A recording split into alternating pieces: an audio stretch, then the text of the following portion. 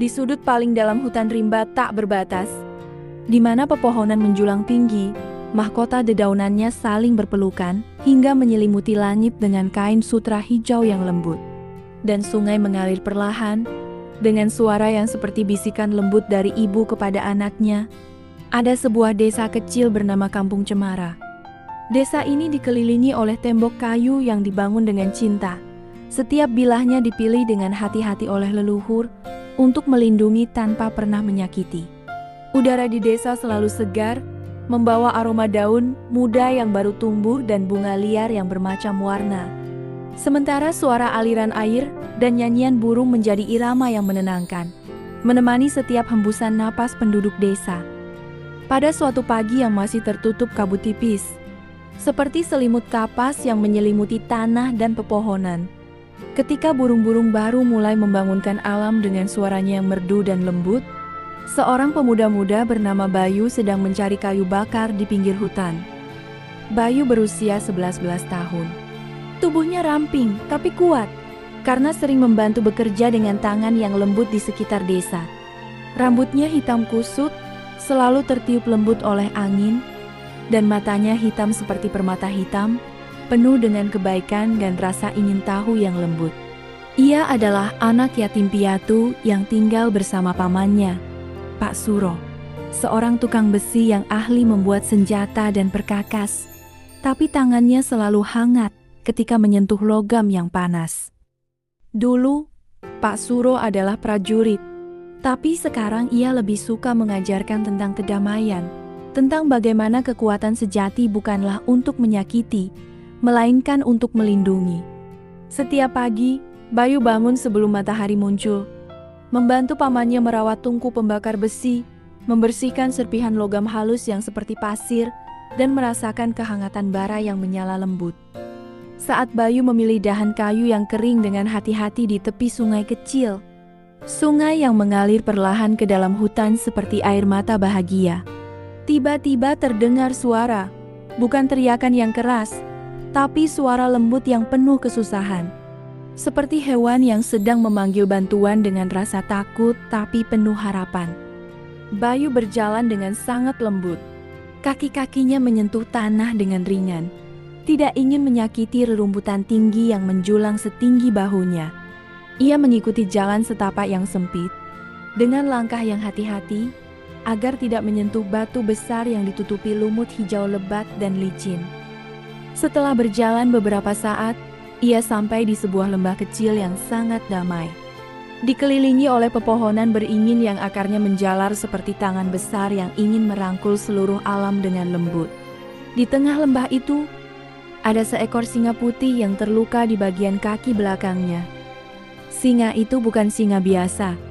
Bulunya putih keemasan, bersinar lembut bahkan di bawah teduhan pepohonan yang lebat. Matanya seperti permata hijau muda, menyala dengan cahaya yang hangat dan lembut. Dan tanduknya kecil tapi kokoh, berkilau seperti perak yang halus. Ketika ia melihat Bayu datang, tidak ada rasa marah atau ancaman di matanya, hanya kesusahan yang lembut dan harapan yang tulus. "Tenang saja," ucap Bayu dengan suara yang sangat lembut, seperti menyapa bayi yang sedang menangis. Ia mengambil kain bersih dari saku bajunya, kain yang biasa ia gunakan untuk menyeka keringatnya saat bekerja dengan pamannya. Dengan tangan yang penuh kasih sayang, ia membersihkan luka singa dari kotoran dan daun kering yang menempel. Gerakannya sangat perlahan, tidak ingin membuat singa itu merasa sakit. Lalu ia membungkus lukanya dengan kain yang telah dilipat rapi, dengan sentuhan yang lembut seperti menyentuh bunga yang rapuh. Saat kain menyentuh luka, singa itu sedikit menggeliat, tapi kemudian tetap tenang, seolah merasakan bahwa di tangan Bayu, ia aman. Tiba-tiba, cahaya hangat dan lembut menyala dari tubuh singa itu. Cahaya warna hijau keemasan yang menyebar perlahan ke seluruh lembah, setiap daun, setiap ranting, setiap helai rumput, mulai bersinar dengan cahaya yang menenangkan dan indah. Dari dalam cahaya itu, perlahan-lahan terbentuk sosok seorang wanita cantik. Bajunya berwarna hijau muda, terbuat dari serat daun yang lembut. Rambutnya panjang, berkilau seperti akar pepohonan yang basah setelah hujan. Di kepalanya ada mahkota dari ranting bambu dan bunga melati liar.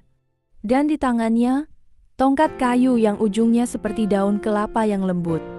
Aku adalah Dewi Rimba. Suaranya seperti aliran sungai yang menyatu dengan nyanyian burung, lembut, tapi penuh dengan kekuatan yang hangat. Singa yang kamu bantu bernama Arjuna. Dia adalah teman setia kutuku, pemimpin semua binatang di Rimba. Dia terluka saat melindungi alam dari makhluk yang bernama Rahwana Kegelapan, yang ingin membawa kesusahan ke tempat yang tadinya damai. Bayu ingin berlari, tapi kakinya tidak bisa bergerak.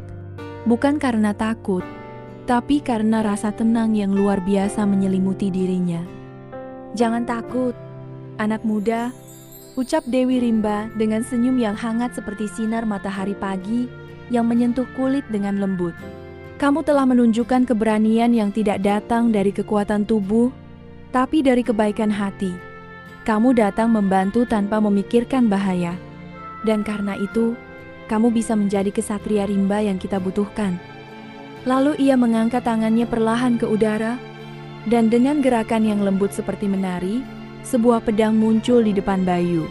Gagangnya berbentuk tanduk rusa yang indah. Bilahnya bersinar dengan cahaya hijau lembut, dengan ukiran daun dan ranting yang halus. Bersama dengan pedang itu, sebuah baju besi muncul, berwarna coklat keemasan, dengan hiasan daun cemara di bahu dan dada. Terasa sangat ringan ketika menyentuh tubuh Bayu. "Ini adalah pedang hijau Rimba dan zirah akar cemara," ucap Dewi Rimba dengan lembut. "Dibuat dari kayu dan akar pohon tua yang paling kuat di Rimba. Diperkuat dengan doa dan cinta para penjaga alam. Mereka hanya akan mengikuti perintahmu jika hatimu selalu penuh kebaikan, jika kamu ingat bahwa kekuatan ada untuk melindungi yang lemah." Ia menatap Bayu dengan mata yang penuh kasih sayang. "Malam ini Rahwana akan datang ke desamu. Pulanglah dengan tenang. Alam akan selalu bersama kamu."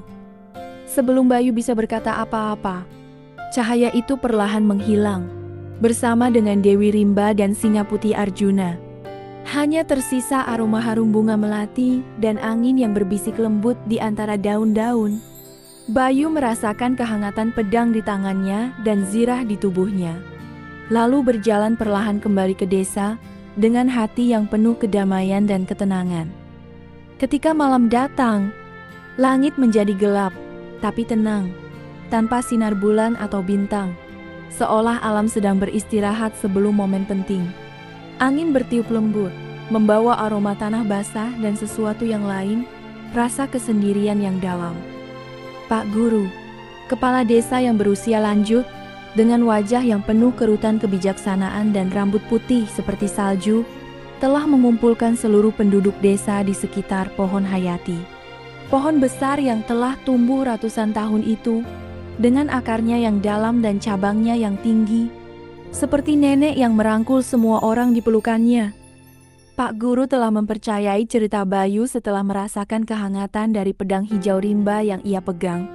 Ia berdiri dengan tenang, lalu berbicara dengan suara yang lembut tapi jelas terdengar di mana-mana. "Kita akan menghadapi sesuatu yang besar, tapi jangan takut.